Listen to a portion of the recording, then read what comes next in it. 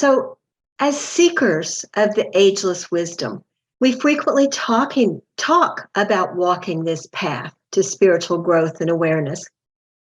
But what does that really mean? How do we grow and develop spiritually? How do we use the situations we encounter to move forward on the path of spiritual development? We have a tremendous amount of literature, but do we have any specific direction about walking the spiritual path? In introductory classes about theosophy, the question is often asked, so what does theosophy say about how to, and then fill in the blank? It can be anything from how to meditate to how to gain enlightenment. People frequently want the steps, the 1, 2, 3 of spiritual growth. If only it were that easy. When we follow the steps given to us by another, then we are not really discovering anything for ourselves. We're simply following a recipe. The spiritual path and the increased growth and awareness that we may find on it are not discovered by following a recipe or even reading a book or an article. The deeper realization of the ageless wisdom comes through personal experience, which may evolve through meditation or contemplation, or through overcoming obstacles that we face, or a combination of both. The TS, as you know, is committed to freedom of thought. There is no 1, 2, 3 of growing spiritually. Each of us is on our own unique journey to self-awareness and spiritual self-transformation. We are encouraged to listen to that quiet inner voice, to find what resonates for us at any given time, knowing that what resonates for us now may not resonate for us in the future as we have moved a little bit further on the path. We have chosen a path that is incredibly gratifying and at the same time incredibly difficult. We rely on our own spiritual intuition and our own discernment. But what if our intuition is wrong? What if our discernment is flawed? What if we can't hear that voice within? Through the last 150 years of the existence of the Theosophical Society, and truly throughout the eons of time, hints have been given to those who are seeking. Our spiritual work involves finding those hints and then following their thread to a personal experience of some aspect of the ageless wisdom. Where can we find those hints? Well, of course, we have the teachings of Theosophy and the seminal works of H.P. Blavatsky, The Secret Doctrine, Isis Unveiled, among many others. There are also works of Plato and Plotinus, the teachings of Lao Tzu, Buddha, Jesus, Muhammad, Rumi, and on and on. There have always been teachers who shared the ageless wisdom for those who have ears to hear and eyes to see. Some teachers who share hints of the ageless wisdom are more forthright in their sharing, while others clothe the hints in metaphorical, mystical, and/or poetic language. Our individual exploration and investigation will be dependent on our own unique journey and our personalities. Some of us may be drawn to the mystical or metaphorical, while others may prefer more plain-spoken teachings. But regardless of the works to which we are drawn, we have to truly explore the writings. In other words, we can't simply take them at face value. We must go beyond the words, spending time in contemplation upon them, meditating upon them, allowing them to fill our consciousness.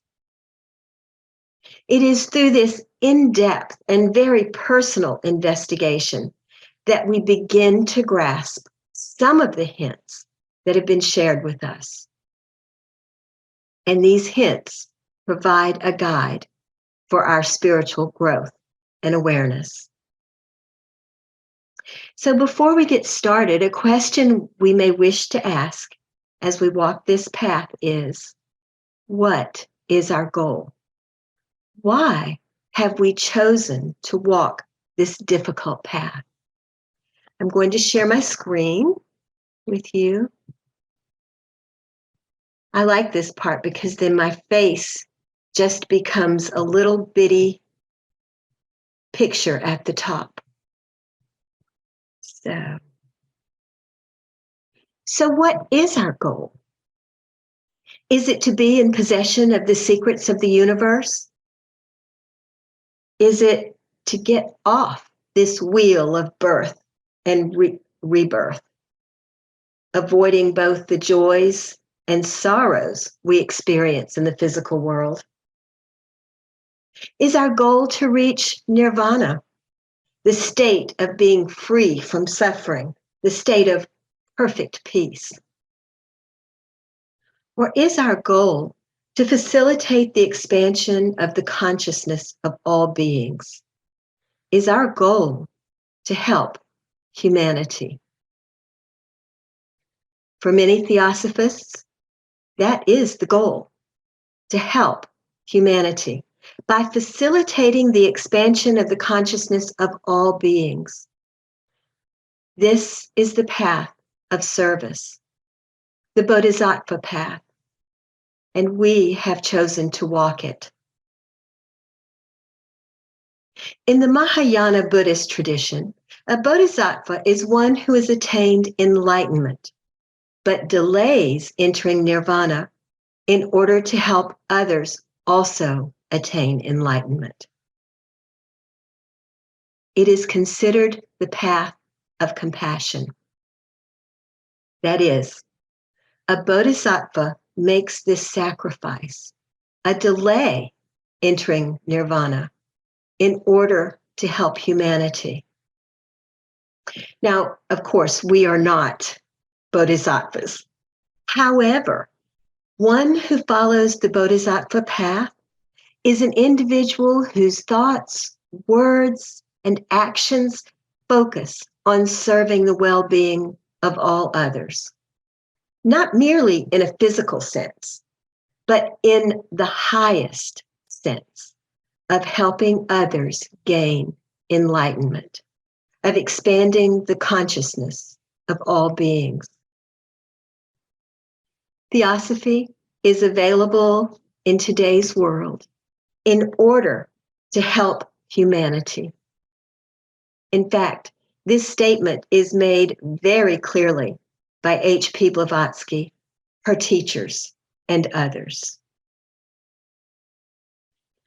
For instance, we can look to the Mahachohan letter that was written in late 1881 or early 1882 by the Mahatma K.H.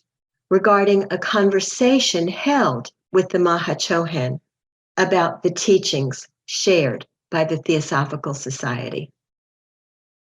We read, quote, "For our doctrines to practically react on the so-called moral code, or the ideas of truthfulness, purity, self-denial, charity, etc., we have to preach and popularize a knowledge of theosophy. It is not the individual and determined purpose of attaining for oneself nirvana, the culmination of all knowledge and absolute wisdom, which is, after all, only an exalted and glorious selfishness. But the self-sacrificing pursuit of the best means to lead on the right path our neighbor, to cause as many of our fellow creatures as we possibly can. To cause as many of our fellow creatures as we possibly can to benefit by it, which constitutes the true theosophist. In a different letter, the Mahatma K.H. writes, "The first object of the society is philanthropy. The true theosophist is the philanthropist who, quote, not for himself, but for the world he lives." In the Key to Theosophy, HPB tells us, quote, "Every true theosophist is morally bound to sacrifice the personal to the impersonal, his own present good to the future benefit of other people." She defined true occultism as altruism, and she further tells us, quote, "A true theosophist must put in practice the loftiest moral ideal, must strive to realize his unity with the whole of humanity, and work ceaselessly for others." Following the bodhisattva path is no easy task, as we've already mentioned. According to Jack Kornfield, the Dalai Lama regularly recites bodhisattva vows based on the words of Shantideva, a 6th century sage. May I be a guard for those who need protection, a guide for those on the path, a boat, a raft, a bridge for those who wish to cross the flood. May I be a lamp in the darkness, a resting place for the weary, a healing medicine for all who are sick, a vase of plenty, a tree of miracles. And for the boundless multitudes of living beings, may I bring sustenance and awakening, enduring like the earth and sky until all beings are freed from sorrow and all are awakened. This is the Bodhisattva path. How do we, as human beings who often struggle just to get through our own days, become all these things for others? The quick and easy answer is we work on ourselves. But this seems paradoxical.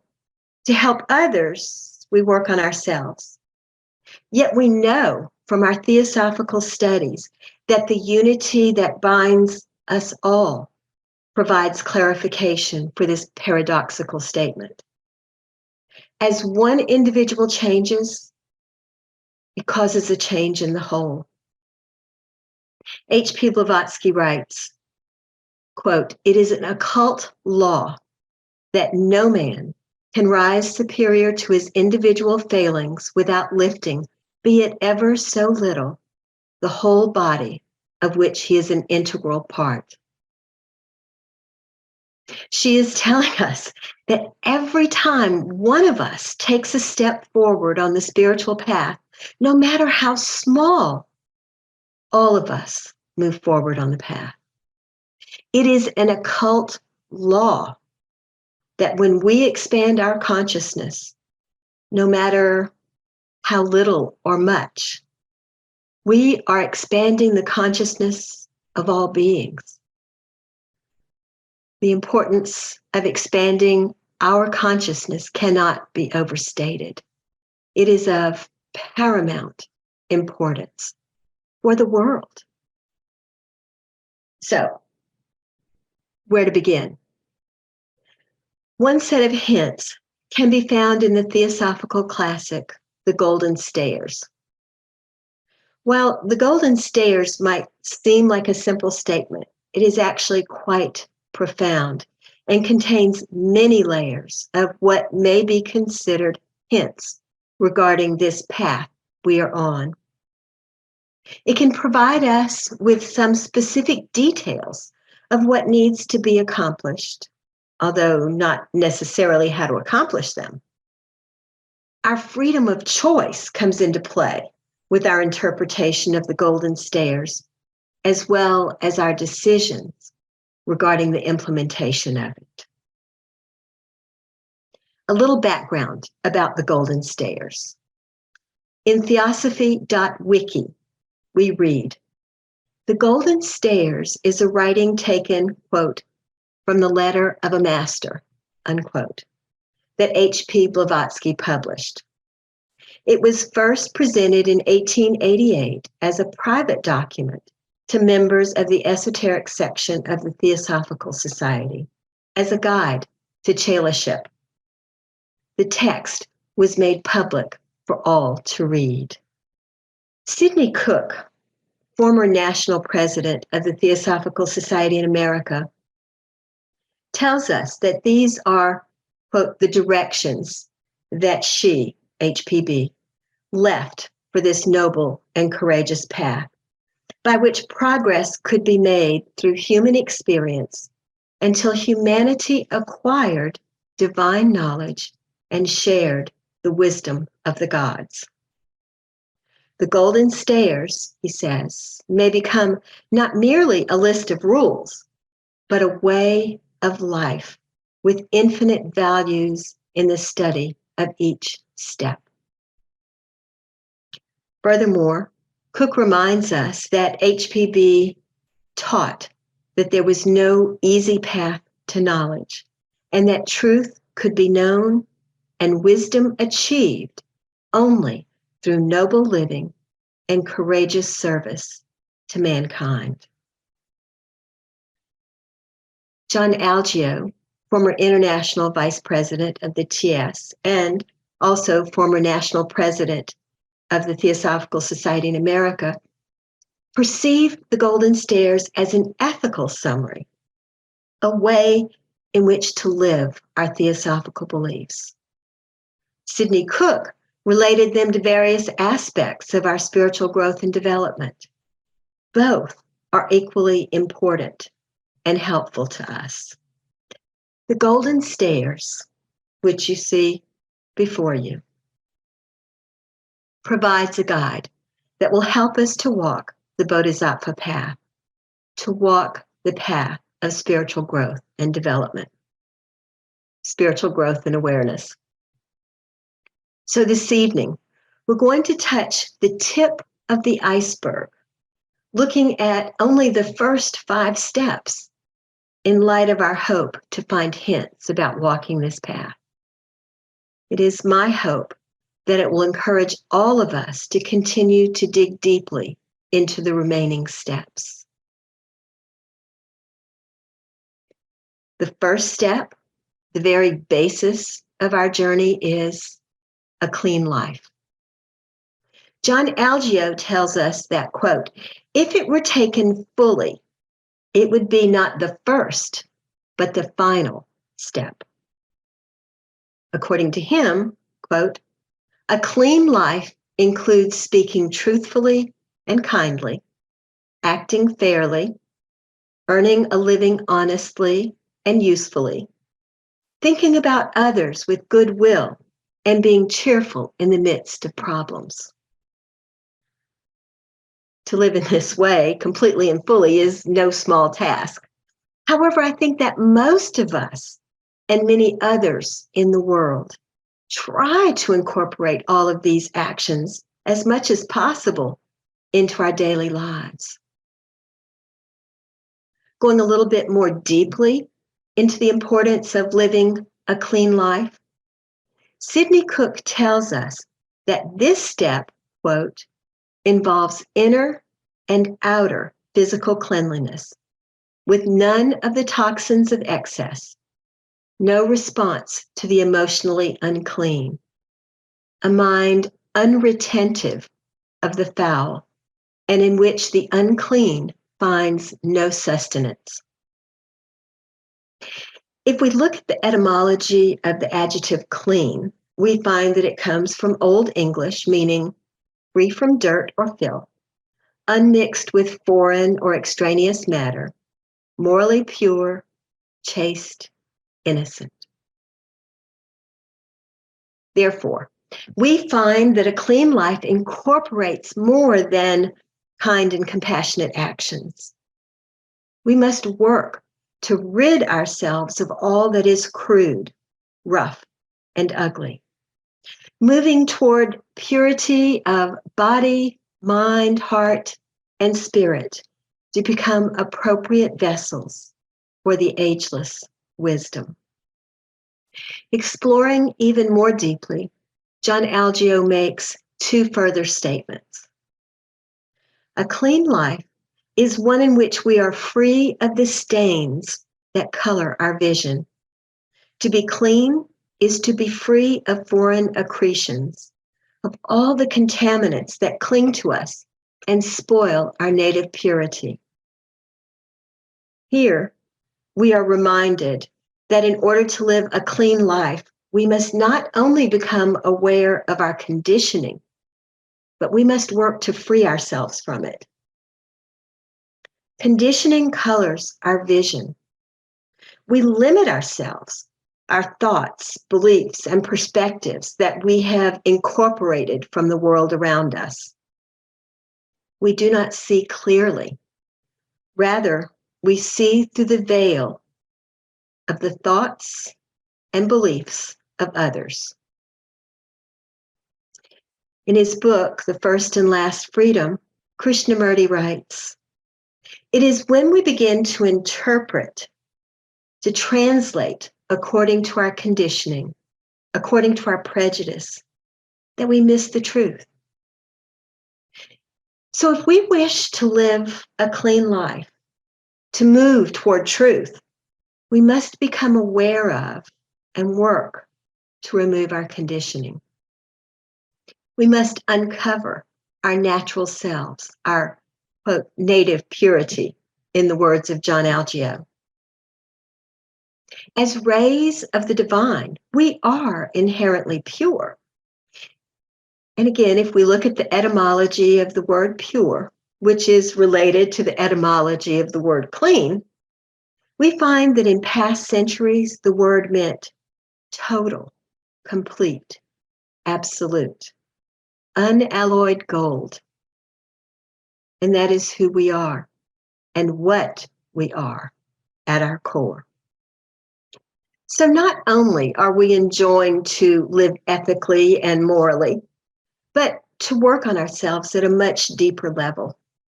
As aspirants, not only do we live in accordance with our theosophical ethics, but we work to cleanse our bodies, minds, hearts, and spirits. We recognize that we are conditioned by the world in which we live, and then realize how that conditioning impacts our ability to move toward truth. And finally, to remove that conditioning as much as possible. We probably can't remove it all, but as much as possible. This first step of the golden stairs, the basis of our journey, is hugely important and provides enough hints to keep us busy for the rest of this lifetime and probably into quite a few lifetimes in the future. But of course, there's more. The second step in the hints that HPB left for us in the golden stairs is an open mind.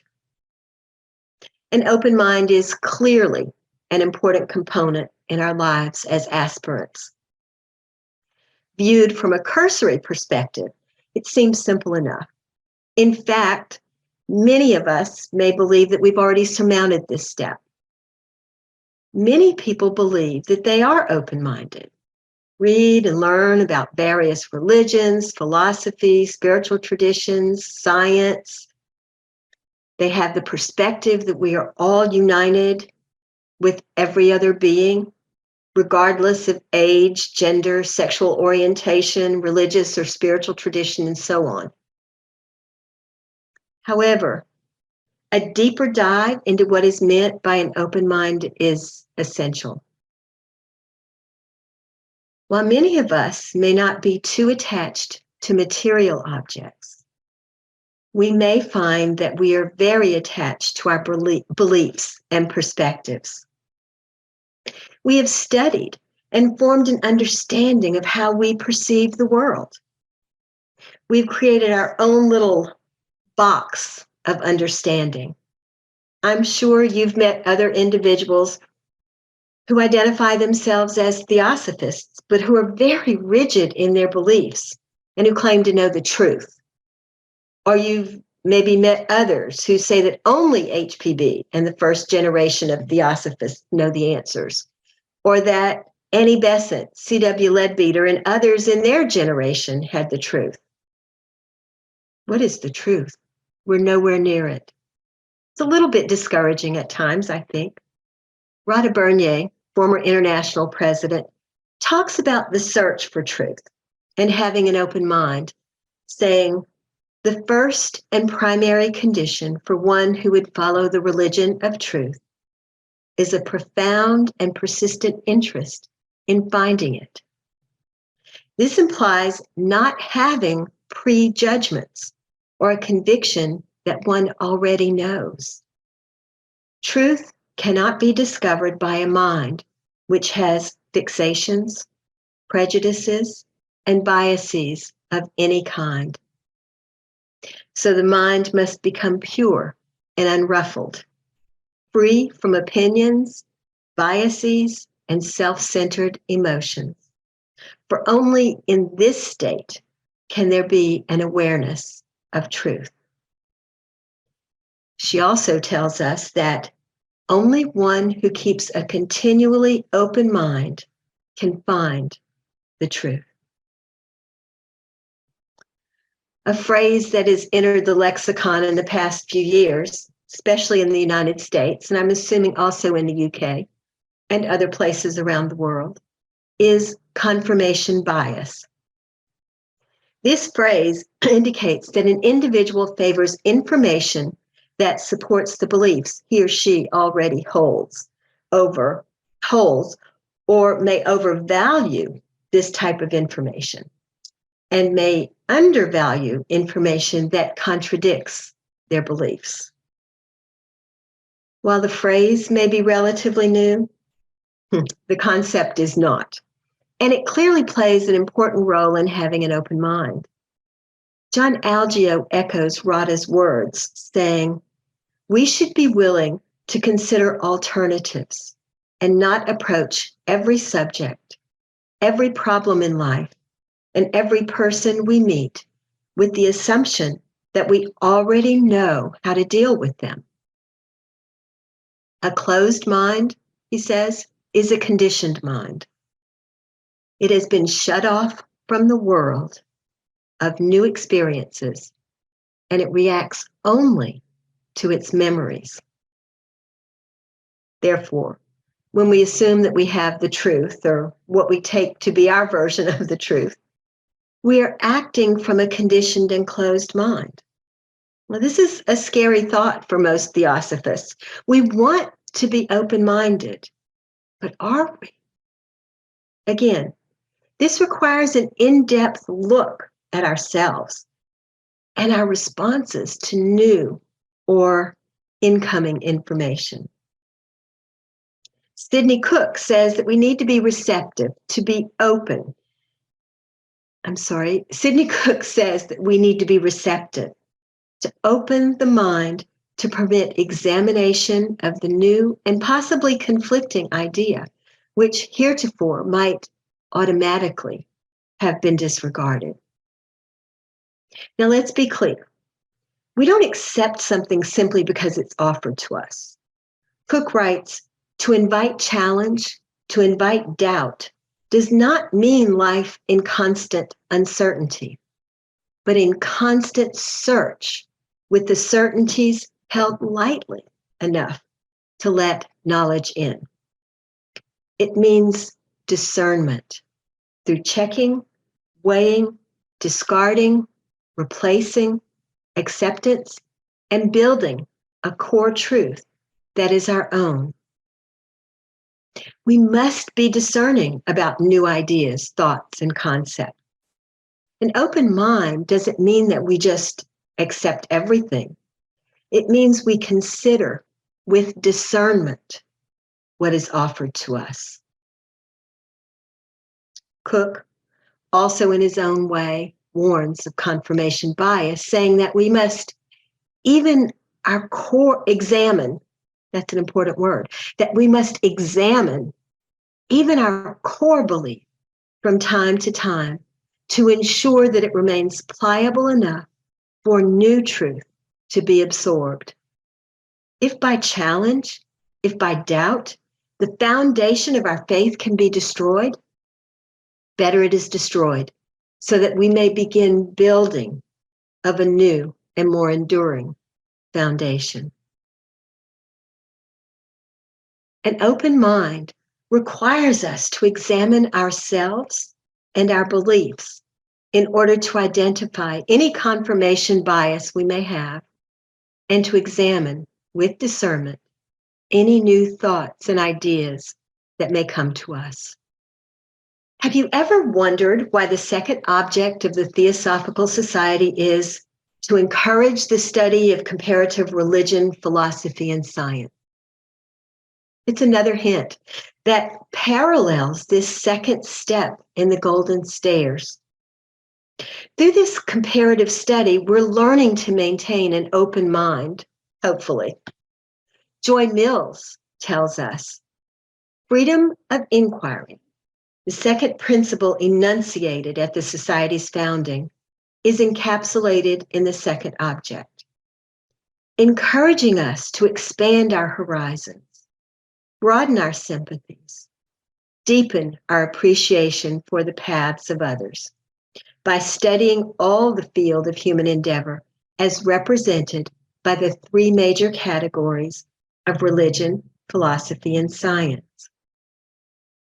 Such study, undertaken not that we may become walking encyclopedias or scholastic giants, but rather that we may deepen our understanding of the numerous ways that lead to a knowledge of the one reality, requires a genuine freedom of thought. The study must be without preconceived ideas, without prejudice or bias, and without blind belief in the superiority of one way over another, if it is to support the first principle of brotherhood. And there can be no other reason for such study, for that ideal, the first principle of brotherhood, is surely the overarching principle for which the Society was founded. G. de Perucker also comments about the second object, once again providing hints to what could be called the inner goal of the second object. He tells us, through the study of science, we use our inner intuitional faculties to gain an understanding of the how of things. Through the study of philosophy, we may gain an understanding of the why of things. Through understanding the unity of all and perceiving that unity in the world around us. And finally, through a study of religion, we grow toward union with that ultimate reality, or whatever we may happen to call it. As we grow in this direction, we also grow in intuition, aspiration, and devotion to reach the heart of things. Ali Ritsema reminds us that freedom of thought is the way to move from the outer to the inner world, from outer laws to inner laws. She encourages us to use our inner eye, which is described in the Secret Doctrine as the eye of Dhamma. She writes, "This is not an intellectual process. It is not a path for believers. It is a process that affects the heart and brings about changes inside, which are reflected outside. It is the path of discrimination between the promptings, desires of our outer nature and the promptings, perceptions of our inner nature. In the secret doctrine, we are told, quote, to remember that knowledge dwells in heads replete with thoughts of other men, wisdom in minds attentive to their own. Therefore, the second object extends far beyond the study for the sake of comparing religion, philosophy, and science. Those who contemplate it in depth, much like the second stair in the Golden Stairs, find hints about how we move forward on our path of spiritual growth and awareness. We come to realize that it moves us forward on the path of wisdom, beyond mere knowledge, and allows us, as Deeparukur says, to reach the heart of things.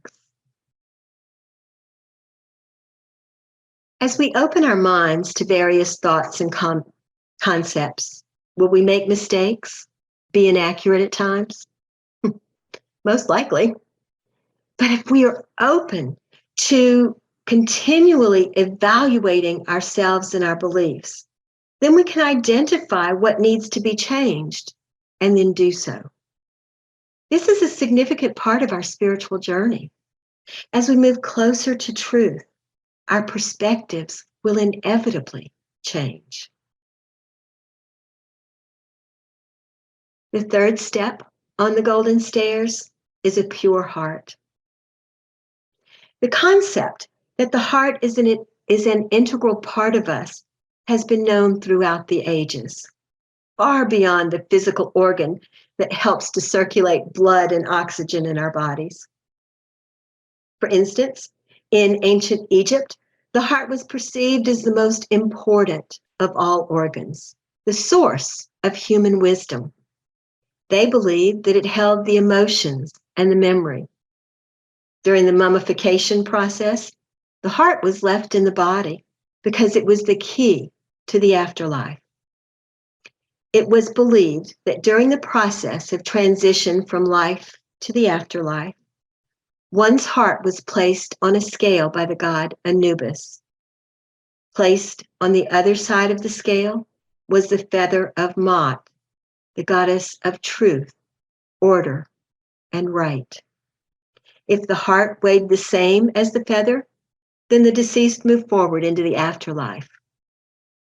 If the heart weighed more, then it was consumed by a monster, and the deceased did not move forward into the afterlife. The importance of the heart is substantiated by today's science. We can look to the Heart Math Institute, which has done significant research on the heart. In the overview of their research regarding the heart, they write, quote, our research suggests the heart it is an access point to a source of wisdom and intelligence that we can call upon to live our lives with greater balance, greater creativity, and enhanced intuitive capacities. Going even further, in her article, The Spiritual Heart, that can be found on their website, Micheline Anderson writes, the spiritual heart is one in which gratitude, wisdom, intuition, and interconnectedness radiate in myriad ways, not merely in the metaphors of time immemorial, but with radical consequences that extend beyond oneself to other living beings, to nature, and to the rhythms of our universe. The information about the Egyptians' perception of the heart and the scientific research being done at the Heart Math Institute are fascinating and certainly worth exploring further. They provide background information about what theosophists have understood for many years about Blavatsky's adjuration to have a pure heart. Sidney Cook tells us that the heart is the perceptive instrument that comprehends and understands. The heart transmutes, for while the mind receives and examines all, the heart permits the giving forth of only what is true. The key word of this step is transmutation. As you know, to transmute means to change. The official Merriam-Webster dictionary definition is to change or alter in form, appearance, or nature, and especially to a higher form. So from Cook's statement that the key word of this third step on the golden stairs is transmutation, we ask, what is being transmuted? We are. In this step, we are changing our perspective and our understanding. We are beginning to more deeply focus on the direction of our journey. According to John Algeo, a pure heart means the single-mindedness, the intensity of purpose, the complete devotion to the path of enlightenment. As we move into or onto this third step on the golden stairs, according to Algeo, we have only one desire, the desire to be consciously united with the one life. We are intentional and focused in our thoughts, words, and deeds. Nothing distracts us from our goal of conscious unity with the all. Algeo says, those who have a pure heart do not wonder about where their lives are leading them.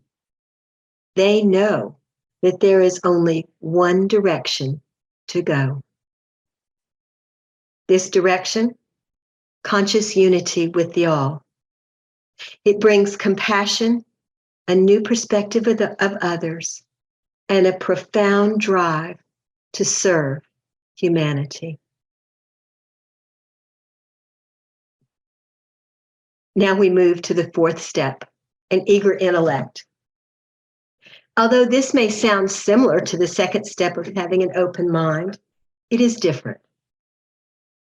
An open mind is a mind free of conditioning and allows us to contemplate many ideas and concepts. On the other hand, an eager intellect focuses on the use of the mind, that rational component that allows us to distinguish between right and wrong, to make choices, and to be ethical beings. We are told that humans are the only animals that have the capacity to reason. John Algeo tells us, if we neglect our minds, we neglect the most human part of us. The word eager indicates that we are avidly using this rational mind to search for knowledge. Sidney Cook tells us that it is more than curious observation. It really means a willingness to know, eagerness, ardor of search. When we discussed an open mind, we addressed the willingness to examine those ideas that come to us and potentially allow them a place in our worldview. Here, we are talking about actively searching for truth.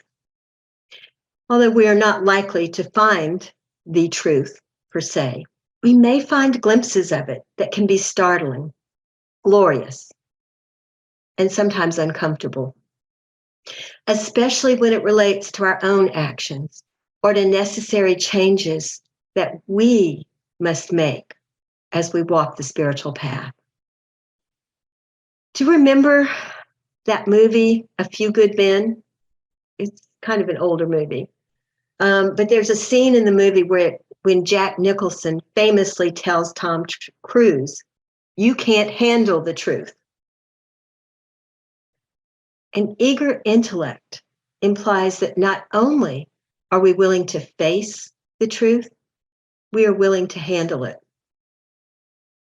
We have used the previous steps to prepare ourselves for facing and handling of whatever aspects of the truth we may encounter.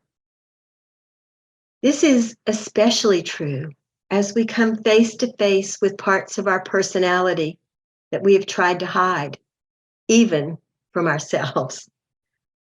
Parts that need to be addressed, handled. We may find that we have to make changes in our lives, changes that we have avoided because they are too difficult or are uncomfortable. Here, we are making a commitment to accept the dictates of where our glimpse of truth may lead. This is a very difficult undertaking and should not be minimized. Honestly, looking at ourselves is an essential part of this journey. At this stage on the golden stairs, we are calling into play not only our rational minds, but beginning to incorporate our intuition. In our search for truth, beyond seeing ourselves honestly, we are reaching toward that Buddhic aspect of ourselves, our spiritual intuition, the permanent and authentic part of ourselves.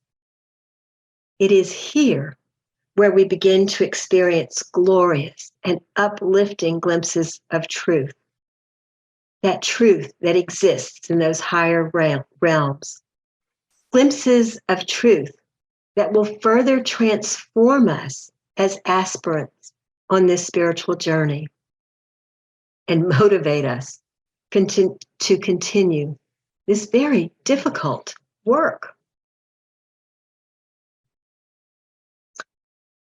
Finally, we arrive at the fifth step. According to Sidney Cook, the first 4 steps up the golden stairs prepare us for the fifth step, an unveiled spiritual perception. He tells us that, quote, from the broad foundation of a general evolutionary standard, a clean life, the next 3 steps are ascended with conscious effort and search with self-interest in the striving. The steps have been self-motivated. Discernment has been brought to bear, but all of this strengthening and preparation have been an unconscious approach to the unveiling. Then comes the 5th step. Now comes contact with the wisdom. In this 5th step, one may assume that we are truly beginning to come into contact with our Buddhic nature, not simply reaching toward it. We are stepping away from the temporal, the physical, emotional, and mental.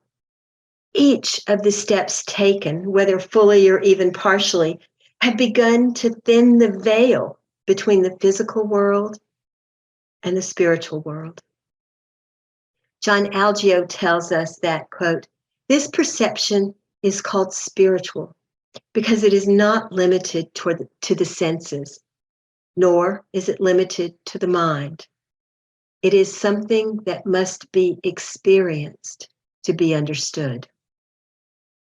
He tells us that this spiritual perception exists, fully developed and available to anyone who taps into it. He suggests that we tap into it through meditation by directing our search inwardly rather than outwardly. Additionally, we once again find a parallel step in the 3rd object of the Theosophical Society. The 3rd object states to investigate the unexplained laws of nature and the powers latent in humanity. Many individuals assume that this object has to do with studying psychic powers. However, not surprisingly, there is a much deeper meaning behind the 3rd object. Rohit Mehta, a prominent theosophical student and writer in the early 20th century, talks about this deeper meaning, saying, "It has to be remembered that clairvoyance, clairaudience, and such other paranormal faculties are only extensions of physical senses. They carry the process of structural examination into superphysical realms. But just because the study of forms and structures is extended to spheres of superphysical existence, humanity is not brought nearer to the understanding of the mystery of life. One may have greater structural details, but something unpredictable still escapes one's net. The unpredictable or the unexplained remains unperceived, whether physical or superphysical. And so the latent powers in humanity must mean a new dimension of consciousness, a consciousness which transcends the limits of the mind." This object encourages us to investigate in order to experience, quote, "a new dimension of consciousness." In more modern language, John Algeo tells us that the third object is about understanding the great mysteries of the universe and developing ourselves accordingly. It is a call to the practice of spiritual discipline, he says, that leads to such understanding and development.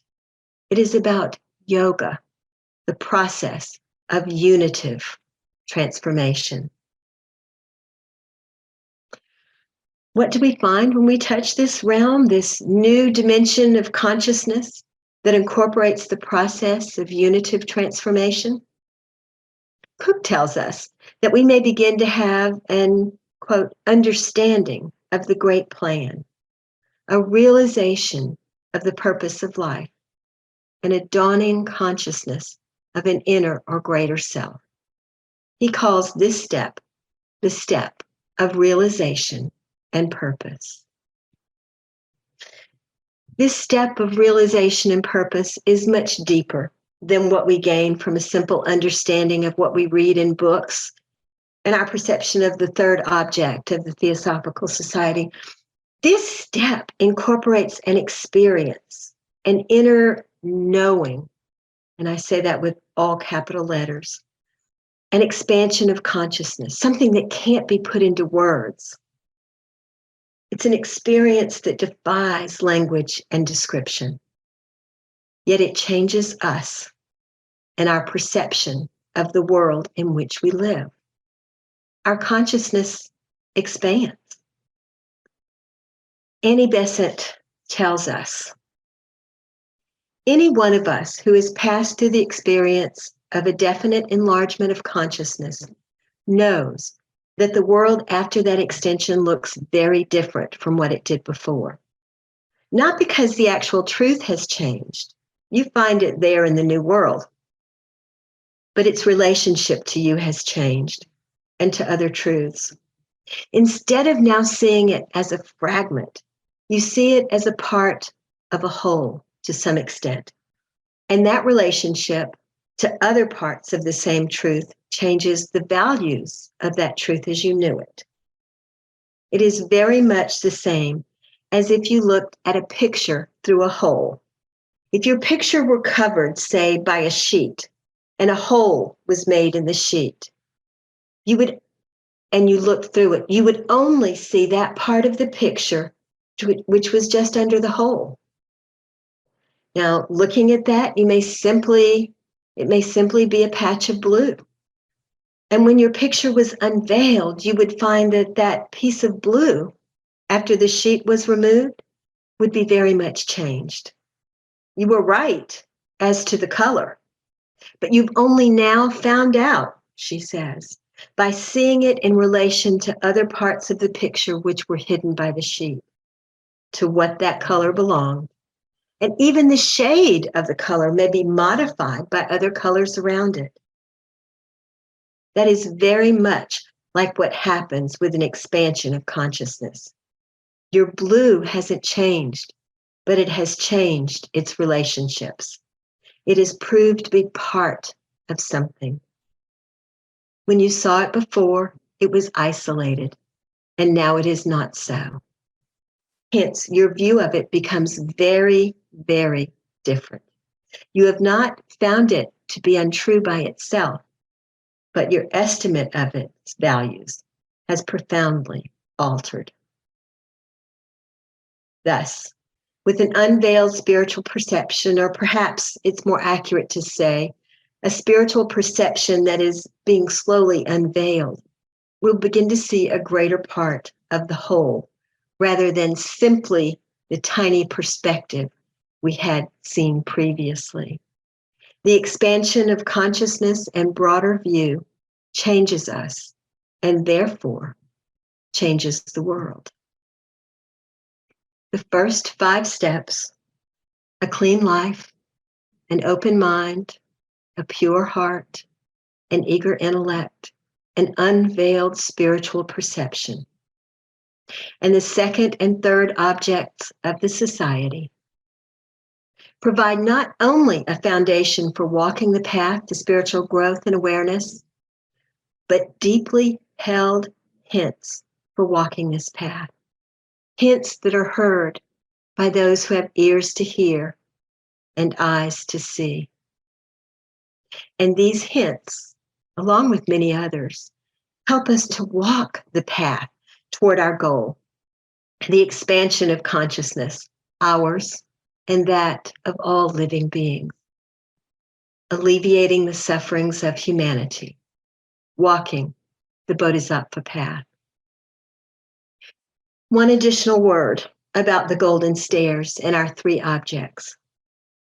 Although some may think that we move up the steps one at a time or move through the objects one at a time, I wonder if it's really a simple upward movement.